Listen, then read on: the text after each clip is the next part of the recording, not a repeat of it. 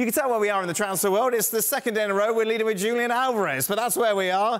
This is what he had to say, of course, about his future at Manchester City. I feel very good. I played a lot of minutes, but we'll see after Olympic Games. First, if I can, I'll always take a few days off. Then we'll decide. Maybe it's annoying to be left out of big games. Players always want to help on the pitch, but my season was good, so I'm very happy. We, of course, discussed that yesterday. A new element to it is Pep Guardiola. Referring to that quote, here's what he had to say. Well, I don't think about replace, but I knew that they said that he's going to think about it when he finished to think about it. So his agent is going to call Chiqui. You're going to see what happened. So I know he want to play in important moments, yeah, but the other ones too. They have 18, 19 players as well that they want to play the important games. So I read that he has to think about it. Okay, think about it. And after that, he will inform us what we want to do. I don't think there was a player that played in more games than Alvarez on season. I think he had the most. Yeah, play a lot. Yeah, he want more, it's fine. So that's why, think about it. And when think about it, he will inform us. Alvarez then responded to those comments by saying, I didn't say anything bad, so I have nothing to say. I just said I need to think it over, as I always do after every season, to make a balance. I always say that I'm comfortable at Manchester City. It's a great club, so I didn't say anything bad. For more on this, let's welcome in, shall we? Frank Leboeuf is with us, as is Mark Ogden. I want to go to you guys in a moment, but I want to start with you, Stevie, because the first time you heard that Guardiola quote, you said? Don't remember. You said yes. That's exactly what you should be saying. Alvarez? No, Guardiola. When was this? 5 minutes before we went on air. Right, that's it. I don't remember. Did you not say that? Did I make that up? No, I don't. OK, so you don't agree with what Pep said? No, I just think it was a little prickly. Right. And I'm trying to figure out, why would it be so prickly? I mean, at the end of the day, Alvarez is under contract. And he probably knows he's going nowhere. And so he's maybe just trying to be clever with the guy that asked the question. But I just found it a little strange that he was so prickly about it. Mark, we've seen this before, haven't we, with Pep Guardiola, over he said if players want to leave, they can leave. It's interesting that he has chosen to make a comment about this, to answer questions about it. Yeah, I think the difference is in the past, the players that Pep has said, if they want to leave, that's fine, have been players that he wants to leave. You know, Raheem Sterling, Riyad Mahrez. I think they were players that he wasn't overly bothered about losing. I think Alvarez, he knows that it would be a loss. You know, Erling Haaland is the main man, we know that, but Alvarez plays a lot of games, he starts a lot of games, he scores a lot of goals. So Pep won't want to lose him. And this season as well, in particular, they've got the Club World Cup at the end of the season. City could play 75 games this season. 75 games. So that means that Haaland is not going to play anything like all of those games. That Alvarez will play a lot of games this season. But you can tell by what Alvarez is saying that it sounds like he feels that he wants to be a main guy somewhere. And I guess one of the difficulties that Man City and Pep Guardiola have now is that all of their players have won everything at City. They've nothing else to achieve at City apart from winning it all again. Now, I guess if you're 24 years old, you're from Argentina, you've had 2 years at Man City, you've won the Champions League, the Premier League, the FA Cup, everything.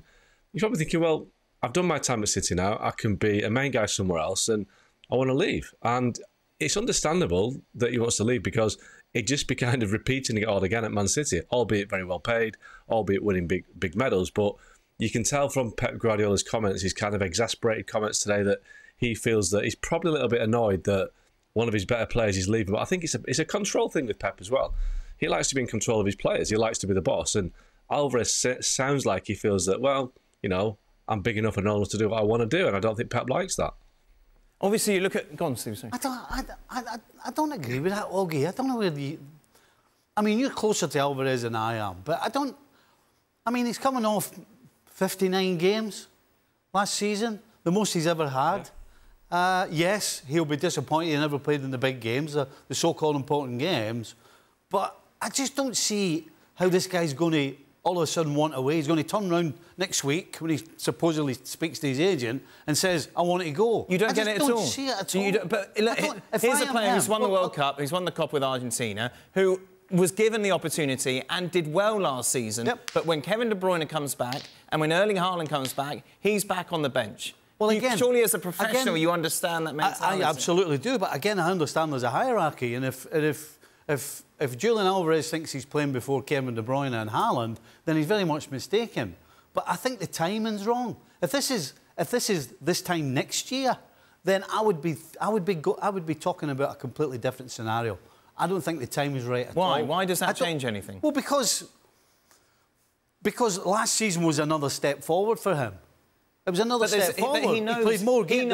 The reason he played more games is because his game's better. No, the reason he played more games is because the bigger boys are injured. That's why. It wasn't as if he was being preferred to the other players. So it's going to be exactly the same scenario. Exactly the same scenario in 12 months' time. He's going to be so why is it the wrong timing? That's your opinion. No, it's not an opinion, it's fact. No, it's a fact. It's your opinion. At the end of the season, in all the big games, Julian Alvarez didn't start. So but why he's not going to start against Kevin De Bruyne and Haaland. So why stay then? Why does the 12 months... Why does 12 months make a difference? So let me ask you a question now. So has he ever played in the same team as Kevin De Bruyne and Haaland? Yeah, of course he has. Of course he has. But he's not preferred, is it? So it's not Guardiola's preferred 11, is it? He's not going to be ahead of Kevin De Bruyne and Haaland. So why does what happens in 12 months make any difference? Why not make a change now? He's going to play another 59. Oh, great. OK, Carabao Cup games, FA Cup, brilliant. That's not what he wants. He's been there, he's done that. He's won the trophy. I'm just telling you, the timing's wrong. But the timing's wrong. You haven't told me why. If it's this time next year... Well, why? What difference does that make? Well, so you're saying, right, that he's not playing this year? Oh, yeah, that's exactly what I'm saying. No, I'm saying that is exactly the pattern... Well, if Kevin De Bruyne's fit and Haaland's fit, then you're saying he's not playing? Exactly, yeah. The pattern is going to be the same that we saw last season, and he knows that, and that's why he's thinking he wants to leave. I don't agree with you. I don't think the time's right for him to leave. If it's this time next year, then I would be in a different... I'd be in a different camp. But what changes? Well, because it might change. He might play a different position. How is it going to change? What's going to happen? He might play a different position. What's he going to start playing centre-back? What's going on? OK, so you saw Pep 2 seasons ago sticking the full-back into the middle of midfield, didn't you? So what, Julian Alvarez is going to do that? Oh, so you saw Stones... A centre-back stepping into midfield. Oh, this is exactly the same. The same scenario. Well, no, it's fine. No, it's okay. No. Did you see those things happening? If you can't come, what you think Julian Alvarez is going to play? What, a right back now? No, you're being stupid. Well, why bring John Stones up? Why John Stones makes any difference into this conversation? The point of John Stones... The point of Julian Alvarez wants to be a big boy. Do you want to hear what I'm saying or no? The point of John Stones and the full-backs is we didn't see that coming. We didn't see... Centre-back... So what's Alvarez? Stepping in the middle and playing midfield. What's he going to do with him? Play him in one of the wide areas. In place of who? In place of Grealish on the left. Grealish never got a game. Right. Grealish never played. Oh, so Doku... Doku, we just forgot about Doku now, yeah? Doku just doesn't exist? Well, but the other side, Silva. Well, Bernardo Silva, yes. Bernardo Silva's getting old. But again... Bernardo Silva. But again, you're following... But you don't know. You don't know what Pep's going to do. We don't know what Pep's going to do. Julian Alvarez is ambitious, yeah? He's been here, he's won everything. Of course he is. So why doesn't he want to go and move to a club where he's a starter, where he's the man, where he knows he doesn't have to rely on other people being injured to start a game? I've told you before, I don't think the timing's right. I think it would make a mistake. Frank Leboeuf, welcome to the show. Thank you very much. So much to say, and I'm sorry, but that's the first time I would have to be with Dan Thomas in that explanation, because I really think that... You've gone down in the explanations now. No, but I really think, Stevie, that Julian Alvarez has the right to complain about his positioning as a second choice for 2 positioning, as a number 10, where Kevin De Bruyne plays, or Alan. He knows that he won't be in a starting position if those 2 are not injured. And Dan is right. That's not comfortable for him. That's not convenient for him, because he's a champion of the world. He's a Copa America winner. He feels, and he has a right to, that he needs a better trust from Guardiola, maybe. But we know, and it's a fact, that Guardiola will put Alan and Kevin De Bruyne ahead of him. That's a fact. And Johnston, you take the example of Johnston. Johnston was playing. He was playing. He put him after in the middle of the park. Julian Alvarez, he won't find a room for Julian Alvarez. No way. No way. He wants him to stay second choice. And I think Julian Alvarez has the right to complain about or say, you know, we think about it. That's only fair. Now, yes, Guardiola is pickily in that situation. I love that pickily word. Is exasperated about the fact that once somebody complains about it, because normally you don't complain. And when Guardiola doesn't want a player, you know it. Sterling or some others, Gabriel Jesus, because they weren't good enough anymore for Manchester City. It's not the case for the first time for Alvarez. He has called Palmer as well, wanted to leave because he didn't have enough time. And that's the first time that somebody is complaining publicly. It's why he doesn't like it. He doesn't like to be tested publicly. That, I think, is why he's concerned and exasperated about the situation. So let me ask you a question then. If you're Alvarez, is there any thought in your head that in 12 months' time Kevin De Bruyne is leaving the club? That's a possibility, but so Guardiola... and again, that's just a reason for staying. If you go somewhere else and Kevin De Bruyne leaves, and all of a sudden you go, what did I do that for? Well, yeah, but Guardiola said that he doesn't want Kevin De Bruyne to leave this season. So Alvarez is going to be on the bench another season when he's been like 3 years on the bench, winning the World Cup, winning the Copa America. Yeah, playing 55 games, but not the best games, not the important games. And he has a standard and the status to hope for better. I understand him. And if Kevin De Bruyne stays, he's going to be on the bench. I'm talking about this time next year. If Kevin De Bruyne goes, if you're Alvarez and you say, right, I've had enough, I'm going, and then in 12 months' time, you could be playing in that position, but you're somewhere else. Does that not come into your head? Yeah, of course. Surely that has to come into your head. Like, I go with you in that situation, and maybe we don't know what's going to happen in 1 year from now. Neymar left Barcelona because he wanted to be the #1 in Paris Saint-Germain. It never happened because he never found the right thing over there. And maybe Alvarez won't find, but you have to take decisions. He's in a position where he can say something.